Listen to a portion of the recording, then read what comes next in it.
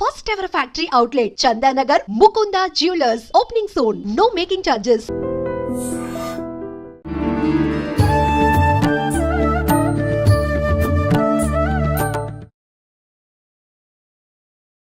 నమస్కారం, welcome to I dream. ధర్మ మార్గం విత్ విజిత కార్యక్రమానికి స్వాగతం. ప్రస్తుతం మనతో పాటు ఉన్నారు దివ్య విశ్వశక్తి పరివార్ ప్రచారకులు స్వామి ఓం స్వరూప్ గారు. ఇప్పుడు వారితో మాట్లాడి మరిన్ని మంచి మంచి విషయాలు అడిగి తెలుసుకుందాం. నమస్కారం అండి. శుభమస్తు తల్లి. మామూలుగా పూజల విషయానికి వస్తే చాలా అపోహలు. పూజలు చేద్దాం అనుకునే లోపు ఏదో ఒకటి చెప్తూ ఉంటారు. మళ్ళీ ఇవన్నీ నియమాలు పాటించాలి, ఏదో మూఢనమ్మకాలు, చాదస్తము, నా పాటికి నేను పూజ చేసుకునేయకుండా ఇలాంటి ఆలోచనలు చాలామంది ఉంటారండి. విగ్రహారాధన, విగ్రహాలు పెట్టి పూజలు చేయకూడదని చెప్పి ఏదైతేనేంటి పూజల విషయంలో, విగ్రహారాధన విషయంలో చాలా అపోహలు ఉంటున్నాయి చాలా మందిలో. నిజంగా ఇవన్నీ ఆలోచించడం కరెక్ట్ అంటారా? ఇవన్నీ ఏది వద్దు, నా పాటికి నాకు ఎలా తోస్తాలా నేను చేసుకుంటా అనుకోవడం కరెక్ట్ అంటారా? మీరేం చెప్తారు దాని గురించి? బాగుంది. చాలామందిలో ఉండేటువంటి అనుమానాస్పదమైనటువంటి సమస్యలు. బాగుంది. పూజలు అనేటువంటిది మనకి పూర్వం నుంచి ఒక పద్ధతి, క్రియ, ఒక ఉన్నది అలవాటు. అవును. అన్నీ ఏ పద్ధతుల్లో చేసినా, ఏ పూజలు చేసినా ఏకాగ్రత అవసరము. ఏకాగ్రత లేని పూజలు ఫలించవు. చేసామంటే చేసాం అంతే, ఉపయోగం లేదు. మనస్సు పెట్టి మనస్సుని ఏకాగ్ర చిత్తంపై నిలిపి ఏ దేవుడు పూజ చేసినా ఫలితం వస్తుంది. ఇందులో సందేహం లేదు, ఇందులో అనుమానాలు కూడా లేదు. కానీ పూజ చేసేటప్పుడు మనం పువ్వులు వేయడం, అగరబత్తీలు పెట్టడం, పళ్ళు పెట్టడం, తర్వాత జ్యోతులు వెలిగించడం, గంటలు కొట్టడం, పాటలు పాడడం, స్తోత్రాలు, ఇవన్నీ ఓకే. ఆ టైంలో చాలామంది మనస్సు లగ్నం చేసి అందులో లీనత్వంగా ఉంటే వాళ్ళు చేసే వాటికి అర్థము పరమార్థము ఉంటుంది. వాస్తవం. చేస్తూ చేస్తూ మళ్ళీ తల ఇటు తిప్పి అటు తిప్పి ఎవరు వచ్చారు ఎవరు పోయారు ఇవన్నీ ఈ అబ్జర్వేషన్స్ ఉండకుండా పూజ చేసేటప్పుడు వారు దేవుడు అంతే. కావాల్సిన తలుపులు వేసుకోండి, ఏకాగ్రత ఉంటుంది. తలుపులు వేసుకొని పూజలు చేయకూడదు అంటారు. అదేం లేదు, దేవుడు ఎక్కడికి పోడు. బంధించాను అనుకోండి, పోని దేవుడిని పారిపోనీయకుండా బంధించాం అనుకోండి, అదేం లేదమ్మా. గుళ్ళల్లో తలుపులు తీసే ఉంటాయి కదా, తిరుపతి దగ్గర నుంచి తలుపులు తీసే ఉంటాయి, వేల మందిని లాగేస్తూ ఉంటారు. సెకండ్ కూడా చూస్తామో లేదో తెలియదు. అవును. మన ఇంట్లో మన ఇష్టం కదా, మన దేవుడు అంతే. హాయిగా చూసుకోండి, చేసుకోండి. అక్షంతలు వేస్తూ ఉంటాం. ఇవన్నీ కూడా ఏంటంటే ఆయన ఏ ఉపచారాలు అడగడు. షోళచోపచారాలు, 64 విధములైనటువంటి క్రియలతో కూడిన పూజలు చాలా ఉన్నాయి. అవన్నీ కూడా మీ ఆనందం కోసం, ఒక స్థితి వచ్చాక చేసుకోవడం, అలవాటు అవ్వడం కోసం. అసలు మీ మనస్సు గనక లగ్నం చేసి ఆ హృదయం అనేటువంటి దేవాలయంలో ఆ స్వామిని, అమ్మవారిని కూర్చోబెట్టి సింహాసనేశ్వరిగా, సింహాసనేశ్వరితో పాటు ఈశ్వరుని కూడా కూర్చోబెట్టగలిగితే, దేవాలయంలాగా మీ హృదయం ఉండంగా దాని మీద కాన్సన్ట్రేషన్ చేయగలిగితే అంతకంటే గొప్పది ప్రపంచంలో ఏదీ లేదు.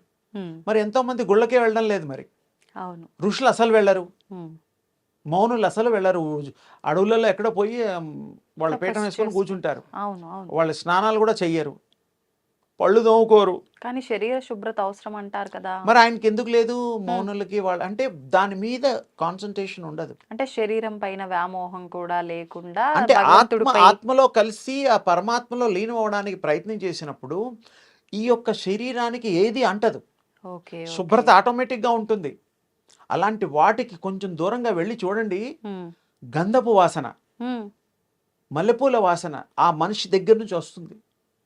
ఎలా వస్తుందంటే అది పవిత్రతగా మారిపోతారు. ఆ దివ్య శక్తి ప్రయాణంలో ఆయన ఆపాదించుకొని పడతాడు. ఆయనకి ఏముండదు.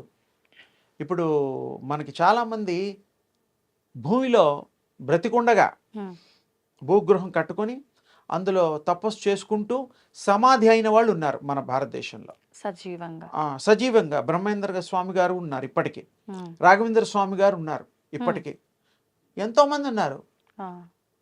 లేరు అనడానికి లేదు, ప్రాణం ఉండగానే తీసుకెళ్ళి పెట్టారు. తిండి ఏమీ లేవు, స్నానాలు లేవు, ఏమీ లేవు, బట్టలు మార్చుకోవడాలు లేవు, ఏమీ లేవు. అంటే ఏమిటంటే ఆ స్థాయి కాదు అది. మనం మనుషులో తిరుగుతున్నాం కాబట్టి స్నానం చేయకపోతే జిడ్డుగా ఉంటుంది, కొంచెం నీట్నెస్ అవి మెయింటైన్ చేస్తాం. ఆఫీసుకి వెళ్తూ ఉంటాం, కాస్త స్ప్రే, పర్ఫ్యూమ్ ఏవో ఉంటాయి కదా బాధలు. అంతే. అంటే టు అవాయిడ్ ప్యూర్గా అందరికీ బాగా కనపడాలి, కొంచెం ఫ్రెష్గా ఉండాలనేటువంటి ఉద్దేశమే. అవును. భగవంతుడు కూడా మనం చందనం పూస్తాం, అన్నీ రాస్తాం ఆ పూజల్లో, బట్టలు కడతాం. అవును. దేవుడు బట్టలు అడిగాడా? ఆయన బట్టలు ఏమిటి? ఉమ్. ఆకాశమే ఆయన యొక్క గుడ్డలు. వస్త్రం. మనకి ఏమిటంటే ఈ సభ్య సమాజంలో ఉన్నందుకు గాను ఉమ్. ఏదో బట్టలు, రకరకాల వస్తువులు, మనం 10 మందిలో అలా అలవాటైపోయింది మనకి. ఉమ్. మన పూర్వీకులు ఇంకా వెనక్కి వెళ్తే గుడ్డల మీద వాటి మీద అంతగా ఏమీ లేదు, లేదు. ఆహారం మీద కూడా. అంటే ఆ రోజుల్లో వాళ్ళ యొక్క అలవాట్లు, ఉమ్. వారి యొక్క నిర్ణయాలు వేరుండేవి. దైవ ధ్యానం చేసేవాళ్ళు కూడా చక్కగా గోచో పంచో ఏదో కట్టుకోవడం, ఉమ్. అలా కూర్చుని అలా నిమగ్నం అయిపోయేవారు. లైవ్ ఎనర్జీలో వాళ్ళు పొందేవారు, ఉండేవారు. ఆ. తరాల తడబడి కూడా ఉమ్. 5,000 సంవత్సరాలు 3,000 సంవత్సరాలు కూడా తపస్సులో ఉన్నవాళ్ళు ఇప్పటికీ ఉన్నారు హిమాలయాల్లో. ఉమ్. శంబల గ్రామానికి అందులో కూడా ఇంకా మహిమాంతులు ఎంతోమంది ఉన్నారు. ఆ. వాళ్ళందరూ మామూలు వాళ్ళు వెళ్ళి చూడలేరు. ఉమ్. సింపుల్గా చెప్పేది ఏంటంటే ఆరాధన మన మనస్సుకు తగ్గట్టది, ప్రశాంతతకి పొందడానికి, ఉమ్. అనుకున్న కోరికలు అవ్వడానికి ఉమ్. మాత్రమే, ఇంకా వేరే అందుకు కాదు. ఉమ్. ఇందులో మనస్సు లగ్నం చేసిన తర్వాత ఏ దేవుణ్ణి కోరుకుంటే ఆ రూపాలే వస్తాయి, ఉమ్. ఆ గుణాలే వస్తాయి. అది ఇంకో విచిత్రం. సో ఫైనల్గా మీరు పొందడం ఖాయం, ఏకాగ్రత కుదరడం ఖాయం, ఉమ్. అనుకున్నవన్నీ అవ్వడం ఖాయం.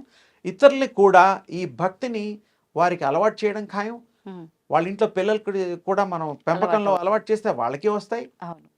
తర్వాత ఇంకా ఒక స్టేజ్ పైకి వెళ్ళిన వాళ్ళు, Hmm. మునులు, మౌనులు, ఇలాంటి వాళ్ళు కూడా శక్తి సంపాదించిన వాళ్ళు Hmm. శక్తి ప్రసరణ కూడా చేయగలుగుతారు. ఓకే.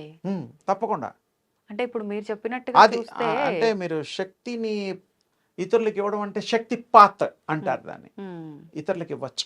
ఇప్పుడు మామూలుగా ఏమీ తెలీదు, పూజలు మామూలుగా నాకు నచ్చినట్టుగా చేసుకుంటున్నా అనుకుంటే అన్నీ మర్చిపోయి ఇది ఎక్కువగా ఫలితం ఉంటుందా?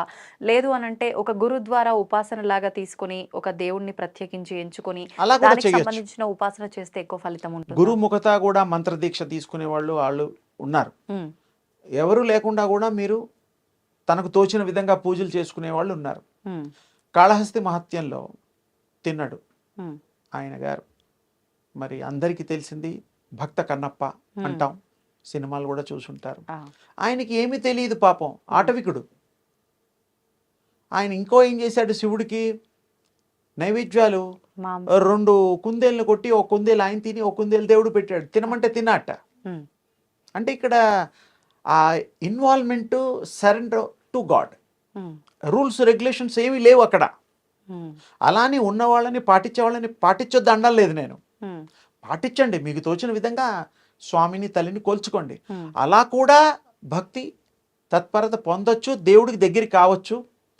దేవుడికి కళ్ళు ఇచ్చినట్టుగా కూడా మనకి ఆ శివుడు ఏడుస్తూ ఉంటే, రక్తం కారుతూ ఉంటే ఈయన కళ్ళు కన్నప్ప తీసి పెట్టాడు. అవును. అది మనం విన్నాం. విన్నాం. అది సత్యము, అది సందేహం లేదు. మళ్ళీ ఆయన కళ్ళు ఇచ్చాడు దేవుడు తర్వాత. ఉమ్. అంటే ఏమిటి, శరణాగతి అయినప్పుడు, టోటల్ సరెండరెన్స్ అయినప్పుడు Hmm. ఆ భగవంతుడు ఫుల్ టేక్ కేర్ చేస్తాడు, ఓకే. సందేహమే లేదు.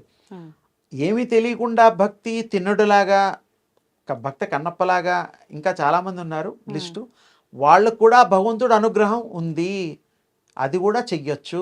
Hmm. ఏమి తెలియని వాడు అదే చేస్తాడు. అంటే ఏమి ఆశించకుండా మనం పరిపూర్ణంగా సంపూర్ణంగా భగవంతుడి పైనే ధ్యానం నువ్వే తప్ప నాకు దిక్కు లేదు స్వామి, లేదు అనేటట్టుగా చేస్తే మనం ఏమీ కోరుకోవాల్సిన అవసరం ఆయన లేదు, ఇస్తాడు. అన్ని ఆయనే చూసుకుంటాడు. తండ్రి కదా భగవంతుడు, ఎవరో కాదు మన తండ్రి. ఉమ్. జన్మలు ఇచ్చి ఈ యొక్క శరీరాన్ని ఇచ్చే తల్లిదండ్రులు వీళ్ళైతే, ఉమ్.